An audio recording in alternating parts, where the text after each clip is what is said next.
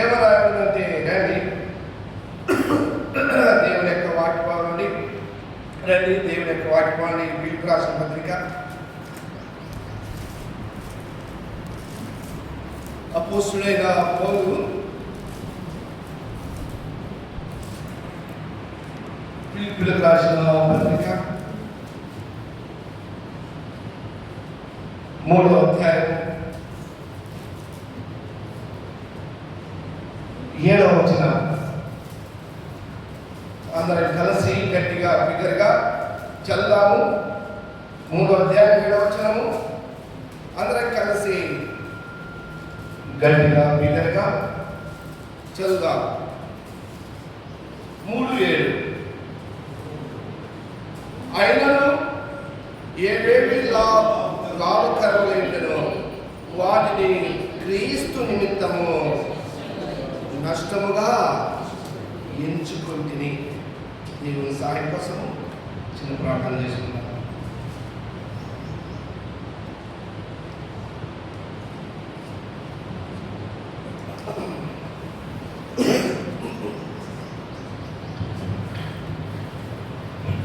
శాశ్వతమైన ప్రేమకరించకండి దైవదేవ, నీ ఘనమైన నామాన్ని బట్టి నీకు వందనములు స్తుతులు చెల్లిస్తామన్నా నాయన. మరి ఈసారి యేషువు యొక్క ప్రార్థన మందిరాన్ని బట్టి నీకు వందనాలయ్యా. మరి ఈసారి దాసుల దేవ పిల్లలను బట్టి నీకు వందనాలు. ఘనమైన సేవలు భవనమితులను వాడుకుంటున్నావు ప్రభా. అందును బట్టి నేను కీర్తిస్తూ ఘనపరుస్తూ ఆరాయిస్తున్నా దేవ. చిన్నమందగా కూడుకుంటున్నా, చిన్నమంద భయపడి నీకు రాజ్యం అనుగ్రహించండి దేవ. చిన్నమందగా కూడుకుంటున్నాగా సహాయం చేయండి. ఇంతవరకు పాట ద్వారా మాయపడుతూ వచ్చావు ప్రభా. ఆరాధన ద్వారా మాయపడాలి. నాతో మాతో దేవా నువ్వు మాట్లాడాలి. నువ్వు మాట్లాడితే ప్రజలకు ఆశీర్వాదము, నువ్వు మాట్లాడితే సంఘానికి చేయడము, నువ్వు మాట్లాడితే నీ నామానికి మహిమ ఉంటుంది ప్రభా. నాతో మాతో అందరితో మాట్లాడు. సమయాన్ని దీవెనకరంగా ఆశీర్వాదకరించండి. నీ రక్తాన్ని నా మీద మా మీద కోరుకుంటాను. కనిపించి కనపరాని దురాత్మ శక్తులు, సాతాను అంధకార శక్తులు, వాయుమండల భూసంబంధమైన దేవతా శక్తులు, మాంత్రిక శక్తులు, శాస్త్ర శక్తులను, అగ్ర విశ్వాసులను నజరేయుడైన యేసుక్రీస్తు యొక్క నామంలో భూమిలో బంధిస్తున్నా, పరలోకంలో బంధించు ప్రభా. ఈ ఆవరణ చుట్టూ మందిరం చుట్టూ కంచె వేయి. నీ రక్తాన్ని నా మీద మా మీద కోరుకుంటుండగా సహాయం చేయి. వచ్చిన వారిని దీవించు, ఇంకా వచ్చే వారిని త్వరగా తీసుకురా ప్రభా. యెహోవా కార్యమును అశ్రద్ధకు చేయవాడు శాపగ్రస్తులను రాయబడింది ప్రభా. కరుణించండి, కటాక్షించండి, దయచేసి కరెంటును వాతావరణాన్ని మమ్మల్ని సంపూర్ణంగా స్వాధీనం వచ్చుకొని మైపొందమని నీ రక్తాన్ని నా మీద మా మీద కోరుకుంటుండగా సహాయం చేయమని తగ్గించుకుని చేస్తూ నజరేయుడైన యేసుక్రీస్తు యొక్క నామములో స్తుతిస్తూ అడిగి వేడుకుంటున్నాం తండ్రి, ఆమేన్.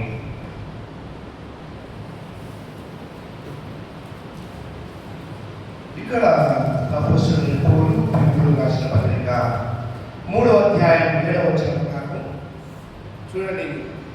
ఆయనను ఏవేవి లాభకరమైననో వాటిని క్రీస్తు నిమిత్తము ఏం చేస్తారట? నష్టముగా ఎంచుకుంటున్నాడు. అలాగే ఇంకొక మాట కూడా రాయాలి. చదవండి దేవుని యొక్క వాక్యంలో అపోస్తలుడైన పౌలు కొరింథీయులకు రాసిన మొదటి పత్రిక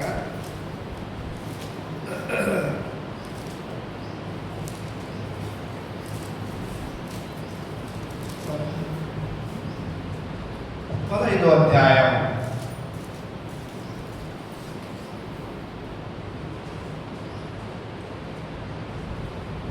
3వ వచనం 4వ వచనం. 15వ అధ్యాయం 3వ వచనం 4వ వచనం. అందరం కలిసి గట్టిగా బిగ్గరగా చదువుతాం. 3వ వచనం 4వ వచనం. నాకు ఇయ్యబడిన ఉపదేశమును మొదట నీకు అప్పగిస్తుంది. అదేమనగా లేఖనముల ప్రకారం క్రీస్తు మన పాపముల నిమిత్తము మృతి పొందెను, సమాధి చేయబడెను, లేఖనముల ప్రకారము 3వ దినమున లేపబడెను. ఇక్కడ అపోస్తలుడైన పౌలు ఫిలిప్పీయులకు రాసిన పత్రిక 3వ అధ్యాయము 7వ వచనములో అవేవి అయినను ఏవేవి లాభకర కష్టముగా ఎంచుకుంటే యేసు ప్రభువారు మనందరూ తెలుసు. ఈ దినము ఆదివారము పెందలకడనే యేసు ప్రభువారు ఏం చేశారంట?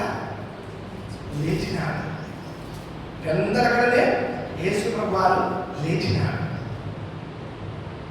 ఎందుకు లేచాడు ఆయన? ఎందుకు లేచాడంటే యేసు ప్రభువారు సజీవుడు. యేసు ప్రభువారు సజీవుడు. ఆయన సజీవుడు కాబట్టి యేసు ప్రభువారు కూడా తిరిగి లేచినాడు. సమాధి ఆయన బంధించలేకపోయింది, మరణం ఆయన బంధించలేకపోయింది, భూమి ఏది కూడా బంధించలేకపోయింది. ఎందుకంటే ఆయన సృష్టికర్త. ఆయన సృష్టికర్త.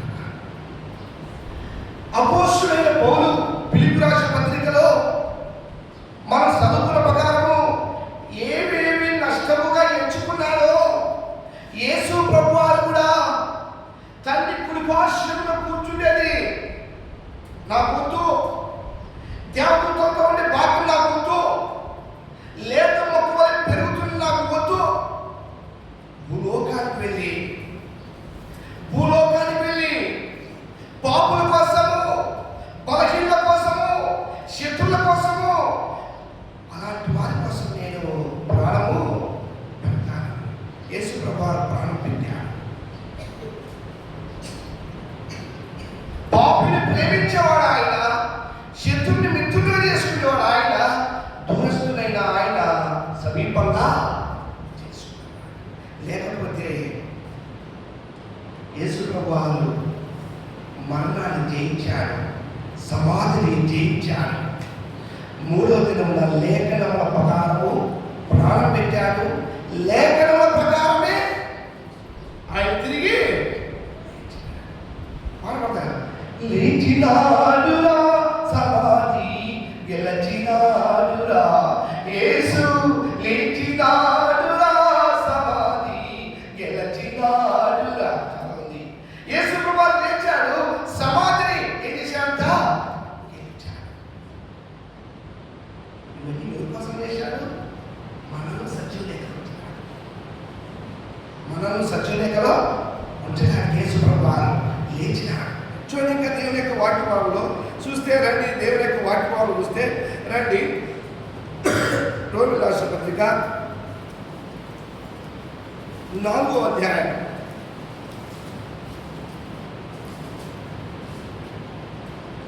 ఎందుకు లేచాడు యేసు ప్రభువారు? మనం ఏమి చేయడానికి లేచాడు? 4వ అధ్యాయం 25వ వచనం. రోమిలకు రాసిన పత్రిక 4వ అధ్యాయము 25వ వచనం. ఆయన మన అపరాధముల నిమిత్తము అప్పగింపబడి మనము నీతిమంతులముగా తీర్చబడ్డకై ఆయన లేపబడెను. మన అపరాధముల నిమిత్తం మనము అప్పగింపబడి మనం నీతిమంతులుగా తీర్చడానికి యేసు ప్రభువారు లేచాట, లేపుకున్నాడు. లేకపోతే మన జీవితం ఎలాంటిది, మన బ్రతుకు ఎలాంటిదంటే పాపముల చేత, అపరాధముల చేత మనం ఎలాంటి వారము? చచ్చిన వారు, మనం చనిపోయిన వారు. మనలో ఏ మంచిది కూడా లేదు, ఏ మంచిది కూడా మనలో లేదు. మనల్ని బ్రతికించడానికి, మనకు జీవం పోయడానికి, మనం సజీవులు లేక ఉంచడానికి యేసు ప్రభువారు నీ కోసం నా కోసము మరణించి చనిపోయి తిరిగి కోసం తెలుసా? మన కోసం. అందుకన్నాడు, నేను సజీవుడు కనుక మీరు కూడా ఏముండాలంట? సజీవులై ఉండి. చూడండి, యెషయా గ్రంథం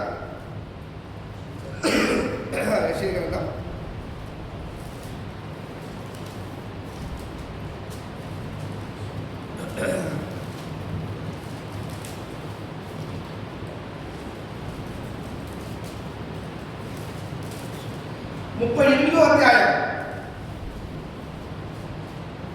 19వ వచనం. నేను ఆ సజీవులే కదా అని స్తుతించుదురు, ఈ దినమున నేను సజీవుడనై నిన్ను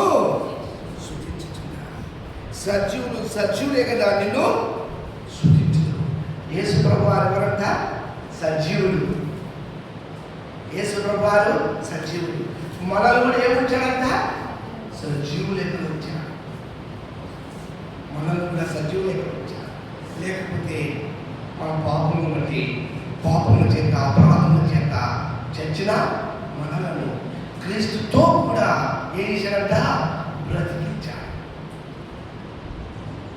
మనం బ్రతికించాడు.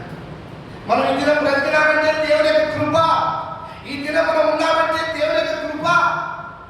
లేకపోతే మన వెనక ముందు ఈ దినాన్ని చూడలేక, ఈ పండుగను చూడలేక, ఈ ఆదివారం చూడలేక ఎంతో మంది మట్టిపాలైపోయినారు. కాబట్టి మొట్టమొదటిగా ఏంటంటే మన చదువుకున్న ప్రకారము మనం నీతిమంతులుగా చేయడానికి దేవుడు జ్ఞాపకం చేస్తున్నాడు. రోమిల రాసిన 4:25 మనం చదువుకున్నాం కదా. నీతిమంతులుగా చూడండి ఒకసారి, నీతిమంతులుగా తీర్చుటగా ఆయన లేవు. మనల్ని నీతిమంతులుగా తీర్చడానికి. లేకపోతే మనం నీతిమంతులు కాదు. ఆ నీతిమంతులు ఏ మంచితనం వల్ల కూడా లేదు. అబద్ధికులమో, అన్యాయస్తులమో, అక్రమస్తులమో ఏ మంచితనం మనం లేదు. మాట అంటే ఎప్పుడు మాట మారుస్తామో తెలియదు, ఎప్పుడు మాట్లాడతాం కూడా తెలియదు. మనం నీతిమంతులుగా చేయడానికే యేసు ప్రభువు లేకపోతున్నాడు. ఒకటోది. రెండవది చూడండి, దేవుని యొక్క వాక్యం చదవండి. 1 కొరింథీ 15:44.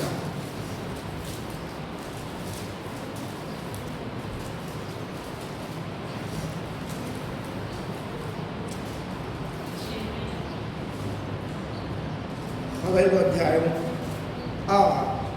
55వ వచనం చూడండి. 55వ వచనం. ఓ మరణమా నీ విజయం ఎక్కడా? ఓ మరణమా నీ ముల్లెక్కడా? మరణకున్న పాపముకున్న బలము. యేసు ప్రభువు ఏం తెలుసా? మరణాన్ని జయించాడు, సమాధిని జయించాడు. ఓ సమాధిని విజయం ఎక్కడా?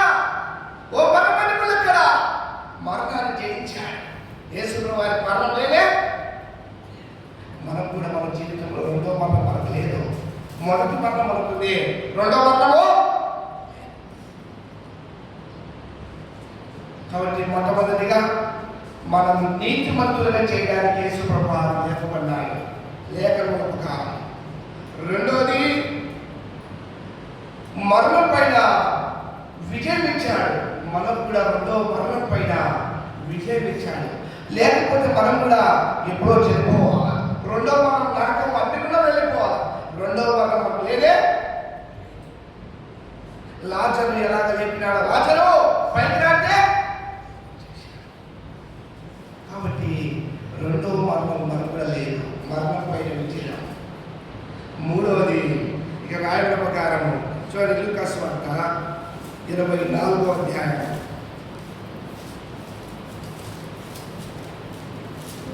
31వ వచనం.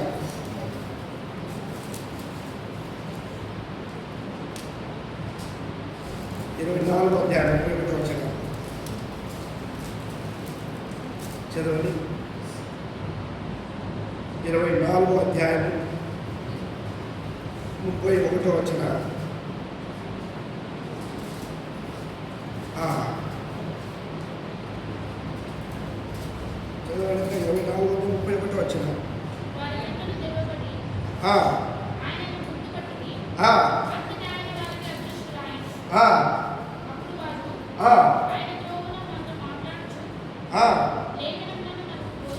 24:31 వచనం. లూకా సువార్త 24వ అధ్యాయము 31వ వచనం. వారి కన్నులు తెరవబడి ఆయన గుర్తుపట్టింది. అంతటా ఆయన వారికి అదృశ్యుడాయను. అది వారి కన్నులు ఏమైనాయంట? తెరవబడ్డాయి. అప్పుడు లాంటి యేసు ప్రభువు కనపడకుండా ఎట్లున్నారు? వాళ్ళు గుడ్డితనంలో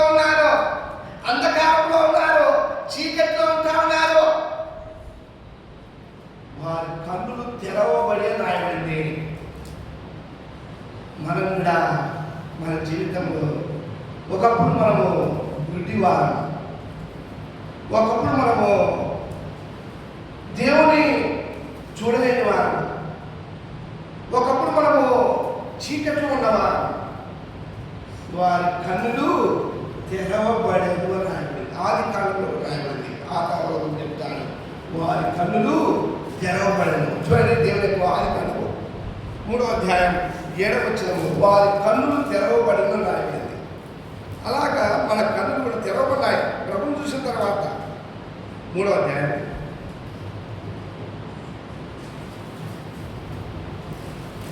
ఆది కాండము 3వ అధ్యాయము 7వ వచనం.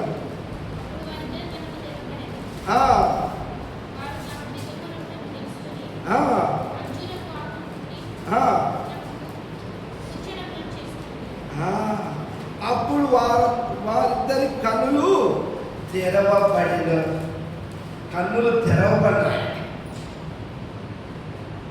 ఒకప్పుడు చీకట్లో ఉన్నవా, ఒకప్పుడు అంధకారంలో ఉన్నవా, ఒకప్పుడు పిడితలలో ఉన్నవా, అలాంటి మన కన్నులు ఏం చేశాక తెరవజేశారు.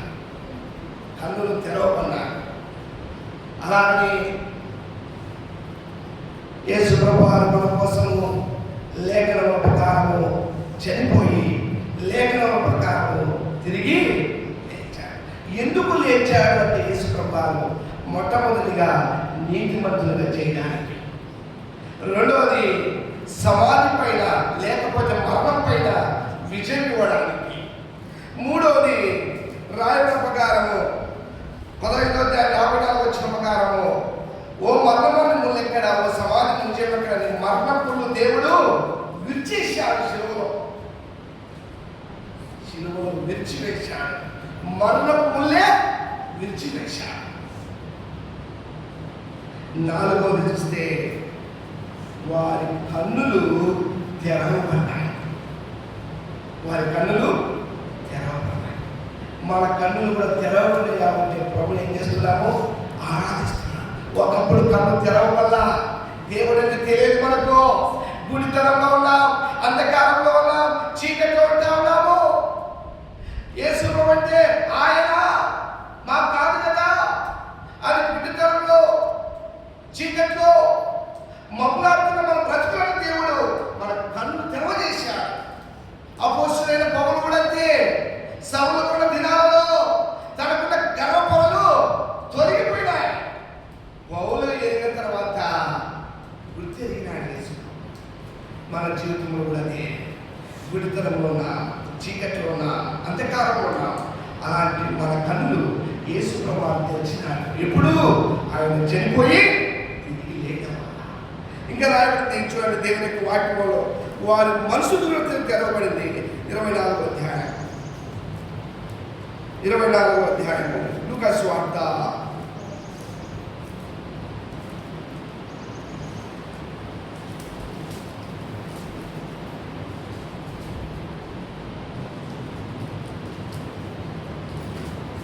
45వ వచనం. లూకా సువార్త 24వ అధ్యాయం 45వ వచనం. అప్పుడు వారు లేఖనములు గ్రహించినట్లుగా ఆయన వారి మనసును తెరచి క్రీస్తు శ్రమపడి 3వ దినమున మృతుల నుండి లేచునని వారి మనసు తెలిసినాడు. వారి హృదయం తెలిసినాడు. వారి హృదయం తెలిసినాడు. లేకుంటే వారి హృదయం దేవుడికి దూరంగా ఉంది. పైకేమో భక్తిగా జీవిస్తున్నారు. బైబిల్ రాయబడింది కదా, వారు పెదవుల ద్వారా ఆరాధిస్తున్న వారి హృదయము దూరంగా ఉంటారు. చాలా మంది అంతే కదా, పెదవుల ద్వారా ప్రభువుని ఆరాధిస్తాం. హృదయం ఎలా ఉంటుంది? వారి మనసుగా తెరవజేసినాడు. తెరిచాడు వారి మనసు. వారి హృదయాన్ని తెరిచాడు. వారి బ్రతుకులు తెరిచాడు. వారి స్థితిని తెరిచాడు.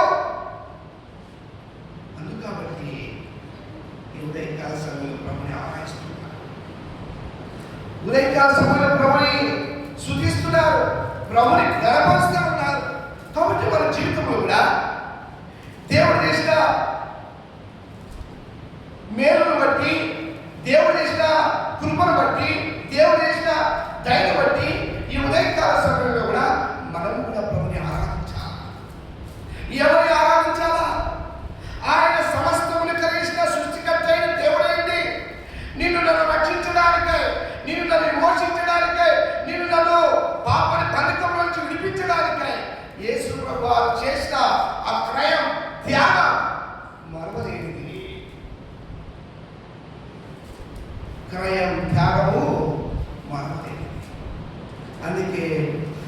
ప్రభు వారు లేఖనముల ప్రకారం చనిపోయి మూడో దినాన మన కోసం ఎవరైనా చనిపోతారట.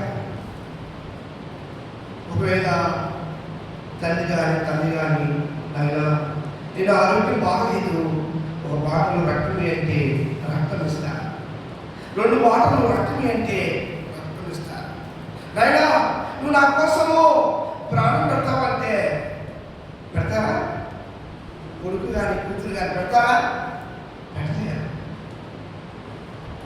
డబ్బులు ఇవ్వాలంటే ఎంతైనా డబ్బులు ఇస్తారు, రక్తం ఇవ్వాలంటే ఎంతైనా రక్తం ఇస్తారు, ఏది కావాలని ఇస్తారు, కానీ ప్రాణం పెడతారా? పెట్టలేరు. మనం ఎవరమని ప్రాణం పెట్టాడు యేసయ్య? ఎలాంటి బ్రతుకులమని, ఎలాంటి వారమని, ఎలాంటి స్థితిలో ఉన్నవారమని? పాపులమని దేవుడు ప్రాణం పెట్టాడు. పాపిని ప్రేమించేవాడు ఆయన. పాపుల కోసమే యేసు ప్రభువు చనిపోయి తిరిగి తెచ్చాడు.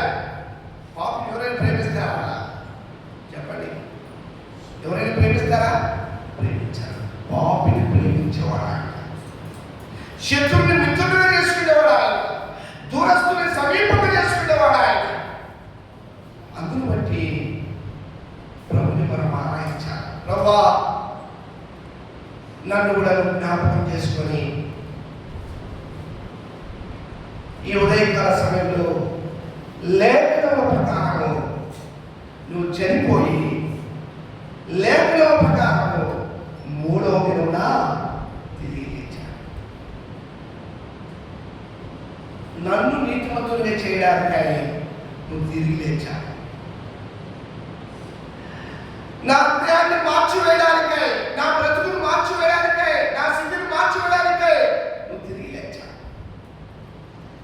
సమాధి పైన విజయం ఇవ్వడానికి నువ్వు తిరిగి లేచావు. నా కన్నులు తెరవడానికై తిరిగి లేచావు. అయ్యా నా మనసు తెలిసినవయ్యా నేను చూసే వాక్యం, అందును బట్టి నీకు వందనాలయ్యా అని ఈ ఉదయకాల సమయంలో ప్రభుని మనం ఎక్కాగా ఆరాధించాలి. అందుకే కెరూబులు సెరుకులు కొట్టాలి కోట దేవతలు ప్రభు యొక్క తండ్రి యొక్క ఆరాధన చేస్తా ఉంటే వాటి ఆరాధన పక్కన పెట్టాడు.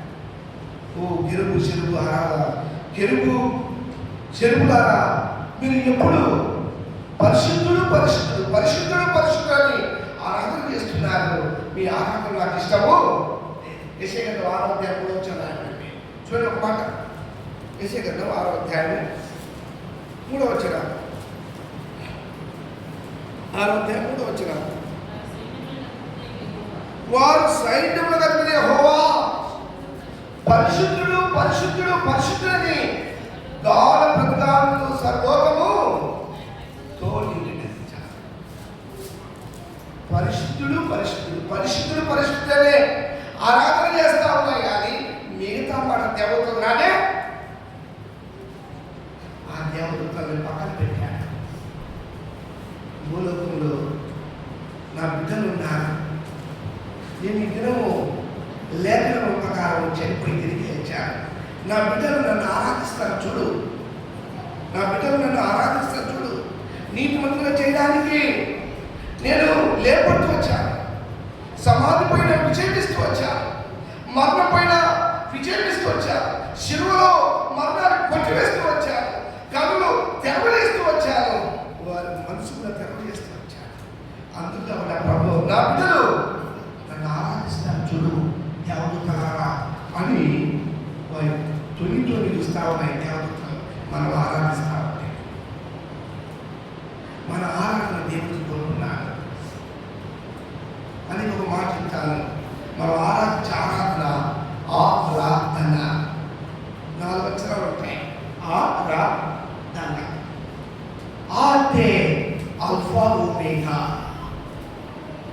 అంటే అల్ఫా ఓమేగా ప్రకటనలో రాయబడినది. అలాగని రా అంటే రాజులకు రాజు ప్రభులకు ప్రభు. చూడు ఒకసారి చదవాలి త్వరగా త్వరగా. చూడండి, దేవుని యొక్క వాక్యం ప్రకటనలో 1వ అధ్యాయం 8వ వచనం, అల్ఫయు ఓమేగయు నేనే, వర్తమాన భూత భవిష్యత్తు వాడను అల్ఫా ఓమేగా ఆయనే. అంటే మొదటివాడు ఆయనే, కడపటివాడు ఆయనే. ప్రాణం పెట్టడానికి అధికారం ఉంది, ప్రాణం తీసుకోవడానికి కూడా అధికారం ఉంది యేసు ప్రభువు. అందుకే అన్నాడు, మొదటివాడు నేనే, కడపటివాడను ప్రాణం పెట్టింది నేనే, ప్రాణం తీసుకోవడానికి అధికారం గలవాడను నేనే అన్నాడు. రెండవది ఆయన రాజు. ఎవరంతా 19:16 మోటగల్ల రాయండి, రాజులకు రాజు, ప్రభులకు king of king of lords. రాజులకు రాజు, ప్రభులకు ప్రభు ఆయన. సమస్తమును కలిగిన సృష్టికర్త ఆయన. ఈ లోకంలో రాజు ఉన్నారు, ఒక 5 సంవత్సరాలు ఉంటారు, మళ్ళా దిగిపోతారు. అయితే యేసు ప్రభు అలాంటి వాడు కాదు. సమస్తమును కలిగిన సృష్టికర్త ఆయన. పరసంబంధము కానీ భూసంబంధం కానీ సమస్తమును కలిగిన వాడు ఆయన. ఆయన పేరు రాజు. అందుకే ఆయన రాజులకు రాజు, ప్రభువులకు ప్రభు. అలాంటి దేవుడు. ఇంకా ఎలాంటి వాడు తెలుసా? ఆయన ఊరికి ప్రాణం పెట్టలే. ఆయన ధనవంతుడు, ఆయన ఐశ్వర్యవంతుడు, ఆయన ధనవంతుడు, ఆయన. చూడండి దేవుని యొక్క వాక్యంలో రండి, చూడండి 2 కొరింథీయుల 8వ అధ్యాయం, 2వ కొరింథీయులకు రాసిన పత్రిక 8వ అధ్యాయము 9వ వచనం. చూడు ఎలాంటి ధనవంతుడు.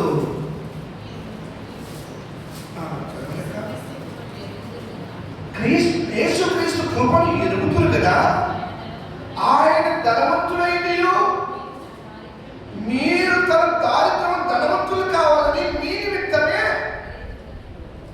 మన నిమిత్తమే దరిద్రయ్యాడు, మన నిమిత్తమే చనిపోయి తిరిగి లేచాడు, మన నిమిత్తమే లేఖ ప్రకారము తిరిగి లేచాడు. ఆయన ధనవంతుడు. చాలా మంది అంటా ఉంటారు, యేసు ఎందుకు చనిపోవాలా, ఆయన ఎందుకు తిరిగి లేయాలా అని రకరకాలు అడుగుతూ ఉంటారు. యేసు ప్రభు చనిపోయి తిరిగి లేకపోతే మన దేవుడు కాదు. ఆయన దేవుడు కాబట్టే చనిపోయి తిరిగి లేచాడు. ఎవరైనా లేచారా? ఈ భూలోకంలో ఎవరైనా లేచారా? ఎవరు లేదు. యేసు ప్రభు ఒకటే చనిపోయి తిరిగి లేచాడు. అందుకన్నాడు, ఓ మరణమాన్ని ముల్లెక్కడా, ఓ సమాధిని విడిచిపెట్టని. మరణమును సమాధిని ఏం చేశాడు? జయించాడు. జయించాడు అంతే. బంధించలేకపోయింది. ఆయన ఎవరు కూడా బంధించలే, ఎవరు చేత కాలే. సైనికులు ఉన్నారు, బంధించుతామనుకుంటే బంధించలేకపోయినారు. పెద్ద పెద్ద రాళ్ళు పెట్టారు, బండరాళ్ళు. అవి కూడా ఏమైపోయినాయి? పక్కపోలే. సృష్టికర్త వస్తాడు, కింగ్ రాజు వస్తాడు, పక్కపోలే. పక్కకు సర్దుకునేట సమాధి పైన రాళ్ళు. సైనికులు ఉన్నారంట, సైనికులు కూడా పక్కపోయారు. అంత గొప్ప దేవుడు. అందుకే నాటి నశించిపోతున్న మనము రక్షించడానికి యేసు ప్రభువు లోకానికి వచ్చి చనిపోయి ఈ దినము అందుకు బట్టి ఉదయకాల సమయంలో ప్రభుని మనము ఆరాధన చేయాలి. ఈ ఉదయకాల సమయంలో ప్రభుని మనము ఆరాధన చేయాలి. ప్రభువు మనం స్తుతించాలి. అందుకే దావీదు తన జీవితంలో ఈ మాట అంటారు, నా ప్రాణమా ప్రభు చేసే మేలు నేను చెబుతుంట మరవగాకు. ఎవరికంటాడు మాట? ఎవరికంట తెలుసా? ఎవరికంట? తన ప్రాణంతో అంటారు, తన ప్రాణంతో. నా ప్రాణమా, కీర్తన 3వ అధ్యాయం ఉంది, నా ప్రాణమా యెహోవా చేసే ఉపకారం ఏమిటి కూడా ధనవంతుడు అంటలేదా? ధనవంతుడు ఏమంటాడు? తన ప్రాణంతో ఎన్నుకుంటాడు, నా ప్రాణమా తినుము తాగుము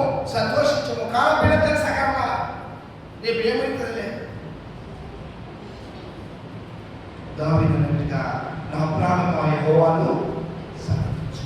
కాబట్టి యేసు ప్రభువుగా ఇన్ని గొప్ప కార్యాలు మన పట్ల చేస్తూ వచ్చారు. ఆయన మామూలు మనిషి కాదు, ఆయన ధనవంతుడు, ఐశ్వర్యవంతుడు, సమస్తం కూడా ఆయనదే. నిన్ను నన్ను ధనవంతుడిగా చేయడానికి, నిన్ను నన్ను ఐశ్వర్యవంతుడిగా చేయడానికి, నిన్ను నన్ను మరణంపై నుంచి విజయము, రెండో మరణం లేకుండా చేయడానికి, మన మనసు తెరవజేయడానికి, మన హృదయము తెరవజేయడానికి, మన కన్నులు తెరవజేయడానికి యేసు ప్రభువారు చనిపోయి తిరిగి. ఇప్పుడు అలాంటి వారు ప్రభుని ఏం చేసింటారు? ఘనంగా ఆరాధించారా లేదా? ఎంతో ఘనంగా ప్రభుని ఆరాధించారు, ప్రభుని హెచ్చించారు, ప్రభును మైపర్చింటారు. అందుకన్నాడు యేసయ్య, నా మహిమ నిమిత్త కలిగించిన ప్రజలను తీసుకున్నాను, వారు చేసిన మేలు బట్టి నన్ను వారు ఆరాధన చేస్తారు కదా. చూడండి విషయం కదా,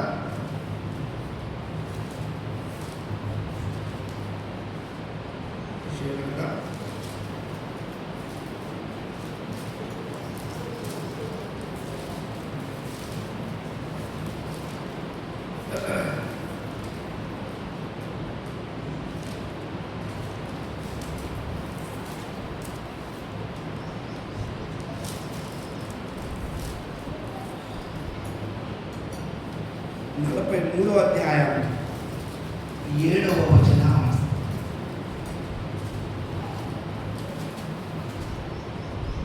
చూడండి, 43వ అధ్యాయం 7వ వచనం. నా మహిమ నిమిత్తము నేను సృజించిన వారిని, నా పెట్టబడిన వారిని తెప్పించుము, నేనే వారిని కలగజేస్తే పుట్టించిన వారిని కూడా నేనే, నిర్మించింది నేనే, రూపమిచ్చింది కూడా నేనే. కాబట్టి యేసు ప్రభువారు ఇన్ని గొప్ప కార్యాలు, ఇన్ని గొప్ప అద్భుతాలు దేవుడు చేస్తూ వచ్చాడు. అందును బట్టి ఉదయకాల సమయంలో ప్రభుని ఏం చేయాలి? మనము ఆరాధన చేయాలి, ప్రభుని మనము స్తుతించాలా, ప్రభుని మనము గర్వపరచాలా. ఇంకొక మాట కూడా రాయబడింది. రండి ఫిలిప్పీయుల రాసిన పత్రిక చూడండి,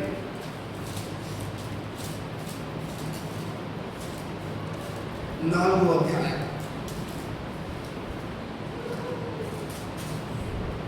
4వ అధ్యాయము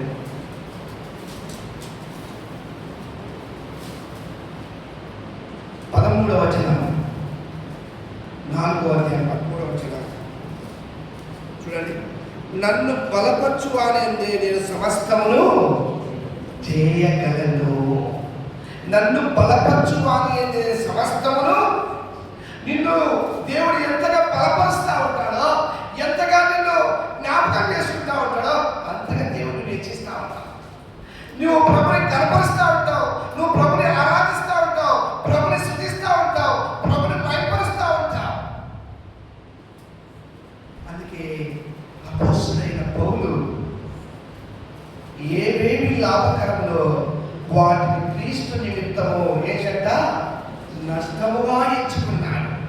యేసు ప్రభువారు కూడా దేవునితో ఉండే భాగ్యము ఆయన దక్కించుకొని లోకానికి వచ్చాడు. దేవునితో భాగ్యం విడిచిపెట్టాడు, దేవదూతలతో ఉండే భాగ్యం విడిచిపెట్టాడు. లేత ముఖంలో పెరిగిన ఆయన విడిచిపెట్టి ఈ లోకానికి వచ్చి నీ కోసం, నా కోసం ఎన్ని అవమానాలు, ఎన్ని శ్రమలు, ఎన్ని బాధలు, ఎన్ని దుఃఖకరమైన వేదనలు, అలాంటి శ్రమలు భరించి, అలాంటి వేదనలు భరించి స్వరూపం పోగొట్టుకొని, సొగసు పోగొట్టుకొని, వికారుడైపోయి చనిపోయి ఈ దినము ఇవన్నీ ఎవరి కోసం చేశారు తెలుసా? నిన్ను నన్ను నీతిమంతులుగా చేయడానిక, నీ మనసు నా మనసు తెరవజేయడానిక, నీకు నాకు రెండో మరణంపై విజయం గ్రహించడానికి. నీ కన్నులు నా కన్నులు విడుదలలో ఉన్నాయి, అంధకారంలో ఉన్నాయి, చీకట్లో ఉన్నాయి. అలాంటి కన్నులు తెరవజేయడానికి యేసు ప్రభువు తిరిగి లేచాడు. నీ మనసు మార్చివేయడానికి, నీ హృదయం మార్చివేయడానికి, నీ బ్రతుకు మార్చివేయడానికి, మన బ్రతుకు మార్చివేయడానికి యేసు ప్రభువు చనిపోయి, ఇలాంటి ప్రభువును ఆరాధించక ఎలాగ ఉండగలవు? ఇలాంటి ప్రభుని గణపరచక నువ్వు ఎలా ఉండగలవు? ఇలాంటి ప్రభుని హెచ్చించలేక నువ్వు ఎలా ఉండగలవు? నీ ఆరాధన ఇలాగని దేవుడు తొంగి తొంగి చూస్తా ఉన్నాడు. నీ ఆరాధనకు ఆయన యోగ్యుడు కావాలని తొంగి తొంగి చూస్తా ఉన్నాడు. ఇలాంటి ఒక భాగ్యము దేవుడు మనకిచ్చాడు. లోకంలో ఈ భాగ్యం ఎవరు కూడా లేదు. లోకంలో ఈ భాగ్యం ఎవరు కూడా లేదు. అందుకే మనం చనిపోతే దేవుడు ఎలాగా చనిపోయి తిరిగి లేచాడో, మనం చనిపోతే రెండో మరణం మనకు లేదు. దేవుడితో ఉండే భాగ్యం మనకి ఇచ్చాడు. పరలోక రాజ్యంలో ఒక హక్కుదారుగా చేసుకున్నాడు, ఒక బిడ్డగా చేసుకున్నాడు, ఒక రాజుగా చేసుకున్నాడు. ఇదే భూలోకంలో జీవించినప్పుడు శ్రేష్టమైన రక్షణ ఇచ్చాడు. ఆ రక్షణ మనం పట్టుకొని ప్రభు యొక్క పాదాల మీద సాగిల పడిగా మనము ఆరాధించాలి. అది దేవుడు కోరుకునింది. అందుకే మనము నీతిమంతులుగా చేయడానికి సమాధి పైన విజయం, మరణం పైన విజయం, కన్నులు తెరవబడినాయి. అలాగే మన హృదయం, మనసు తెరిచారు. ఇలాంటి ప్రభుని ఈ ఉదయకాల సమయంలో జ్ఞాపకం చేసుకుంటూ, గానం చేస్తూ ప్రభుని మనము ఆరాధిద్దాం. దేవుడి మాటలు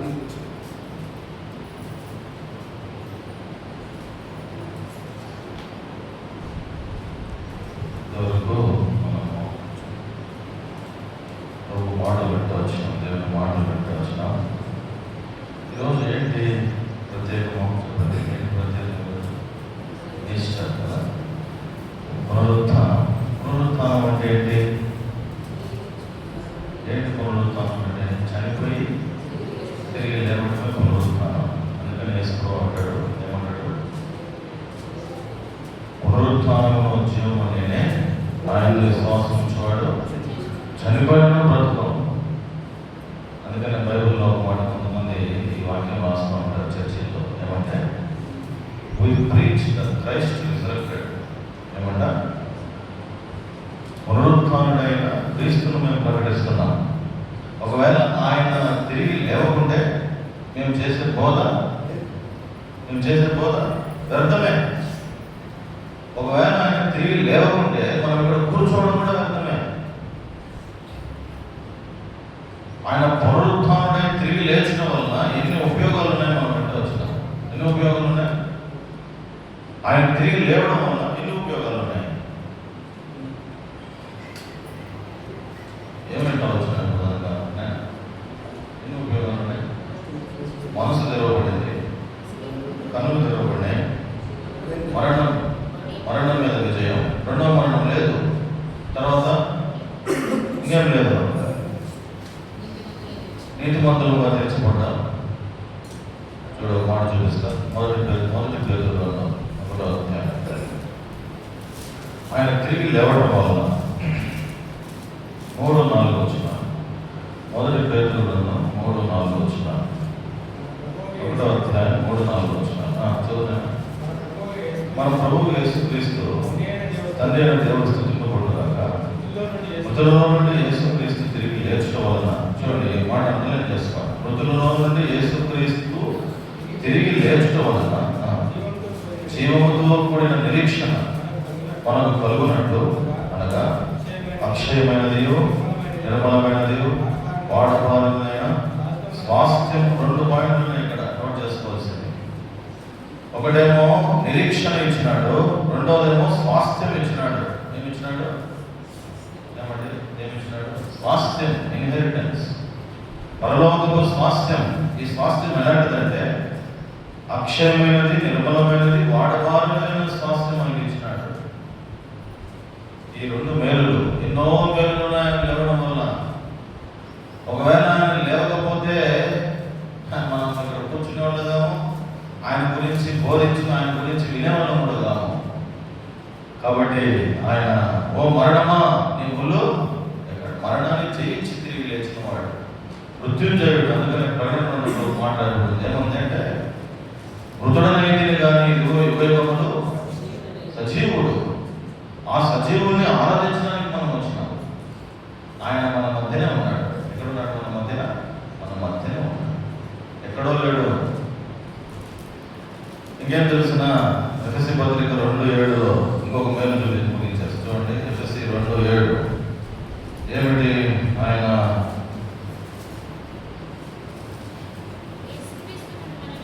ఎఫ్ఎస్సి పత్రిక చదువునేనా 2:7 యేసుక్రీస్తు క్రీస్తు యేసునందు మనల్ని ఆయనతో కూడా లేపి పరలోకమందు ఆయనతో కూడా కూర్చుండబెట్టుటకు. ఎందుకు లేచినాడు ఆయన? ఆయనతో కూడా మనము కూర్చోవాలని. అది అర్థమవుతుందా? ఎందుకు లేచినాడు? ఆయనతో కూడా మనం ఒక రోజున కూర్చోవాలని.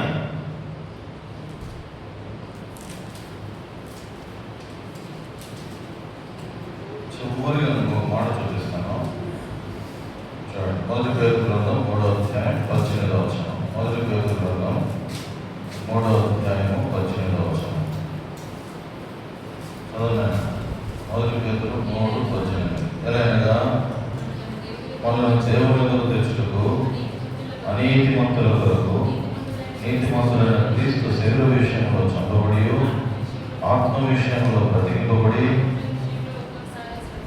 శ్రమపడేను.